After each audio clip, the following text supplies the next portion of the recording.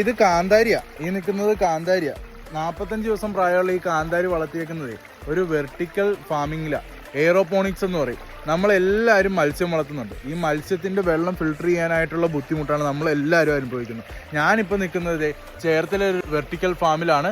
മത്സ്യം വളർത്തുന്നതിനോടൊപ്പം തന്നെ എങ്ങനെ പച്ചക്കറി കൃഷിയും കൂടെ ചെയ്യാമെന്ന് നന്നായിട്ട് കാണിച്ചു തന്നിരിക്കുവാണ്. നിങ്ങൾ ഈ കാണുന്നത് 45 ദിവസം ആയിട്ടുള്ള പാലക്കാണ്. ഇത് ഓൾറെഡി ഹാർവെസ്റ്റ് ചെയ്ത് രണ്ടാമത് സീഡ് ചെയ്തു. അപ്പോൾ 45 ദിവസം കൂടുമ്പോൾ പച്ചക്കറിയും ഹാർവെസ്റ്റ് ചെയ്യാം.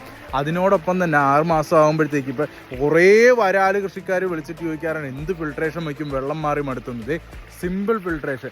നിങ്ങൾക്ക് ഒരു 1000 ലിറ്ററിൽ നിങ്ങൾ മത്സ്യം വളർത്തുന്നുണ്ടെങ്കിൽ പോലും സിമ്പിളായിട്ട് ഒരു 3000 രൂപ ചിലവിൽ നിങ്ങൾക്കിത് ഈ കാണുന്ന ഫിൽട്രേഷൻ യൂണിറ്റ് ചെയ്യാനും ഇതിൻ്റെ അകത്ത് പ്രൊഡക്ഷൻ ഉണ്ടാക്കിയെടുക്കാനായിട്ട് നിങ്ങൾക്കും പറ്റും. അപ്പോൾ സെപ്റ്റംബർ 21 നമ്മളിവിടെ ക്ലാസ് അറേഞ്ച് ചെയ്യുന്നുണ്ട്. താല്പര്യമുള്ള എല്ലാവരും ഇവിടെ വരിക.